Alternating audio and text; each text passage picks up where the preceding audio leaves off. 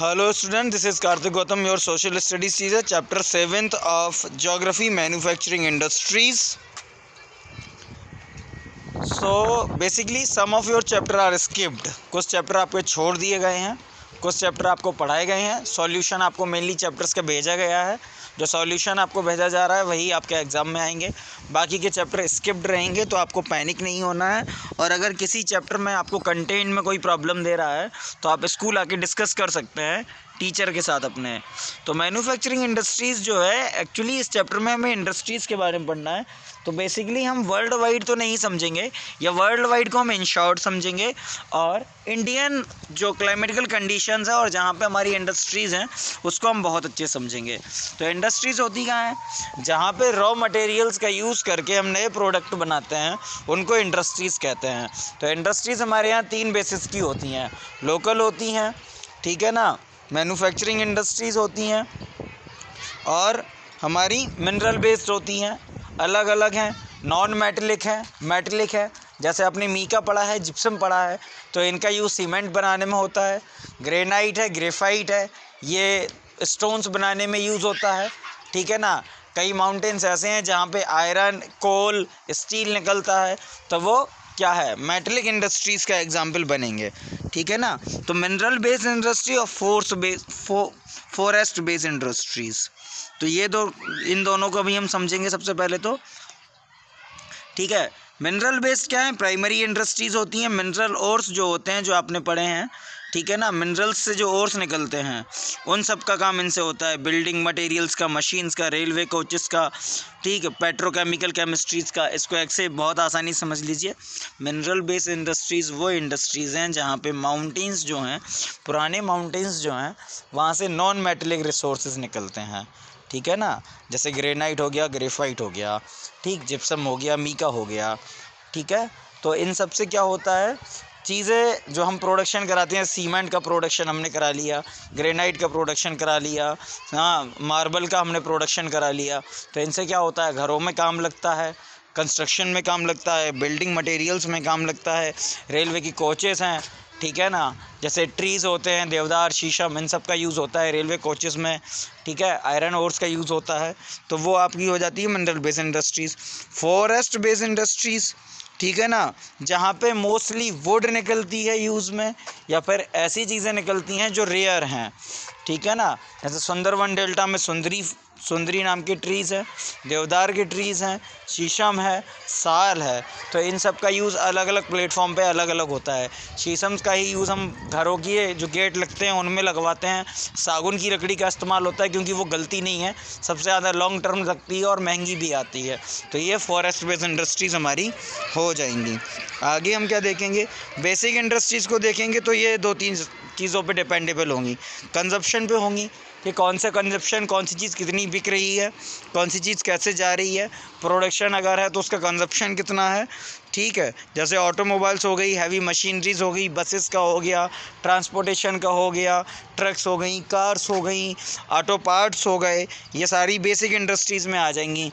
Oil हो गया, olive oil हो गया, फूड ग्रेनरीज हो गया, ये बेसिक इंडस्ट्रीज़ में आ जाएंगी.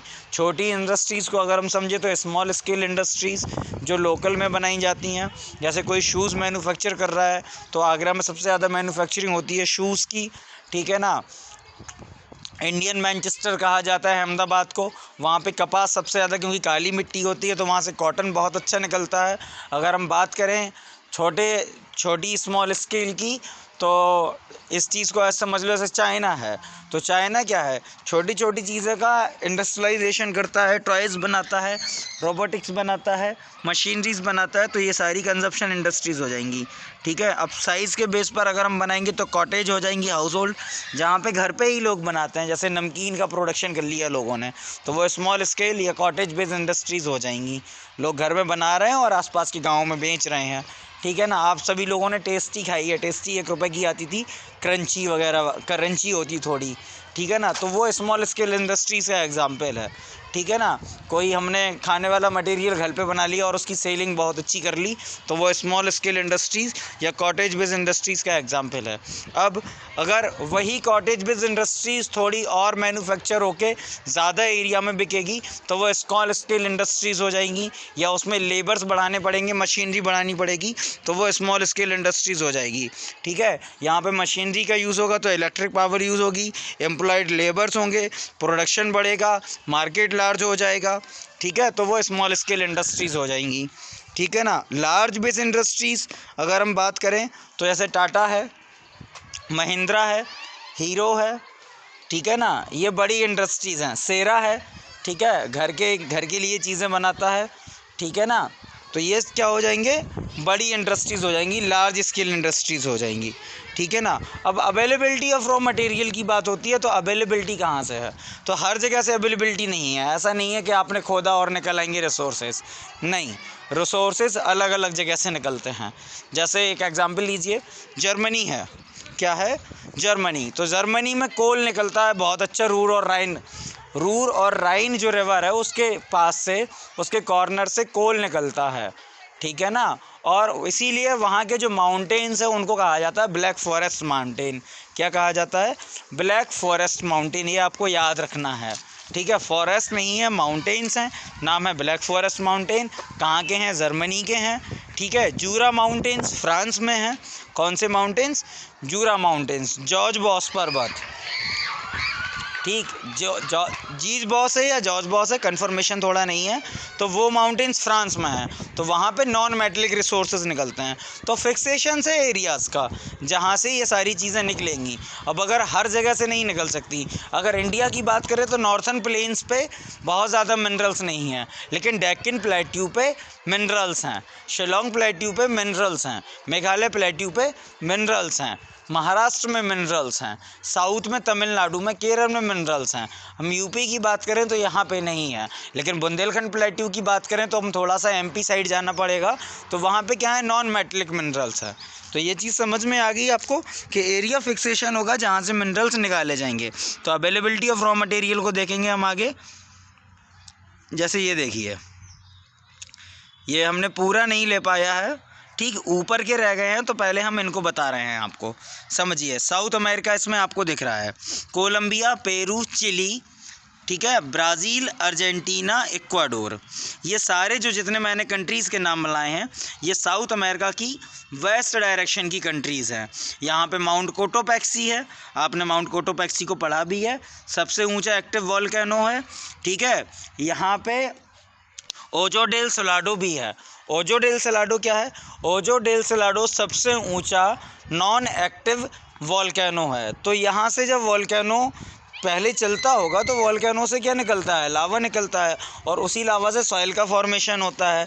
तो उसी लावा में बहुत सारे क्या होते हैं, नॉन मेटलिक रिसोर्स या मेटलिक रिसोर्स होते हैं, जो ठंडे होके हम जब सॉइल का फॉर्मेशन कर लेते हैं तो हमारे काम आ जाते हैं। ठीक है, तो ये समझ में आ गया। अगर हम ऊपर की बात करें तो नॉर्थ अमेरिका है, नॉर्थ अमेरिका में रॉकी माउंटेन्स है, अलास्का माउंटेन्स है, एप्लेशियंस माउंटेन है। एप्लेशियंस माउंटेन से हम निकालते हैं नॉन मेटलिक रिसोर्सेज, और रॉकी से निकलते हैं मेटलिक रिसोर्सेज। अब अगर हम अफ्रीका की बात करें तो यहाँ पे माउंट कीनिया है, नाइजीरिया जो है, नाइजीरिया पे माउंटेन्स हैं। साउथ अफ्रीका में ये जो डार्क जहाँ पे साउथ अफ्रीका लिखा हुआ है वहाँ पे ड्रेकिंसबर्ग माउंटेन्स हैं। तो यहाँ पे गोल्ड माइंस हुआ करती थी साउथ अफ्रीका की। ठीक है ना। और अगर माउंट केनिया की और माउंट किलिमंजारो की बात करें तो ये नॉन मेटलिक रिसोर्स निकालते हैं। अब ये देखो मुंबई लिखा हुआ है तो ये इंडियन मैप है। इंडियन मैप को हम आपको आसानी से समझा देंगे। ऑस्ट्रेलिया पे ग्रेट डिवाइडिंग रेंज है, ग्रेट डिवाइडिंग रेंज पे मेटलिक रिसोर्सेज नहीं निकलते, नॉन मेटलिक रिसोर्सेज निकलते हैं। ठीक है। और इंडिया की अगर बात हम करें तो हिमालय से हमें एंथ्रेनाइट कोल मिलता है, जो कोल की वेस्ट वैरायटी है। छोटा नागपुर प्लेट्यू से हमें स्टील, कोल, मीका और आयरन ये सारे मिलते हैं। ठीक है ना। फिर अगर हम कर्नाटक पे आ जाएं तो मेटलिक रिसोर्सेज यहाँ से मिलते हैं। मुंबई में अगर आ जाएं हम सतमाला पे या बालाघाट पे या हरिश्चंद्र के माउंटेन्स पे तो यहाँ पे मेटलिक रिसोर्स निकलते हैं। और अरावली माउंटेन रेंज की अगर बात करें तो नॉन मेटलिक रिसोर्सेज निकलते हैं। तो अब ये जहाँ जहाँ पे रिसोर्सेज होंगे वहाँ वहाँ पे इंडस्ट्रीज़ होंगी। जैसे हमने आपको मुंबई के बारे में बात बताई तो मुंबई में रिसोर्सेज निकल रहे हैं तो मुंबई में इंडस्ट्रीज़ होंगी। मुंबई और पुणे के रीच में हुगली रीजन, झारखंड, बिहार का रीजन, छोटा नागपुर प्लेट्यू, तो यहाँ पे होंगी आपकी इंडस्ट्रीज़। बेंगलोर, तमिलनाडु, केरल, ठीक है ना, ये डेक्कन प्लेट्यू और दंडकारना प्लेट्यू, यहाँ से टिन निकलता है। टिन निकलने का केवल एक ही एरिया है इंडिया का जहाँ से निकलता है, तो यहाँ पे होंगी। गुजरात पे क्या है, गुजरात में अरावली रेंज का एरिया है, नॉन मेटलिक रिसोर्सेज निकलते हैं। ग्रेनाइट से बनी हुई पूरे ये माउंटेन्स हैं तो ब्लैक सॉइल निकलती है और कपास की खेती होती है जो कॉटन इंडस्ट्रीज़ में बहुत ज़्यादा काम आती है। तो गुजरात को हम क्या कहते हैं, इंडियन मैनचेस्टर कहा जाता है। भारत का मैनचेस्टर मतलब मैनचेस्टर मतलब एक जगह है अमेरिका की जहाँ से बहुत अच्छी कॉटन की खेती होती है, तो इंडियन मैनचेस्टर कहा जाता है। छोटा नागपुर प्लेट्यू हमने आपको बता ही दिया, ठीक है। स्टील जो होता है वो बोकारो शहर से निकलता है। टाटानगर आयरन के लिए वहाँ फेमस है। धनबाद वहाँ कोल के लिए फेमस है, ठीक। और मीका के लिए कोडरमा शहर है, वो फेमस है छोटा नागपुर प्लेट्यू में।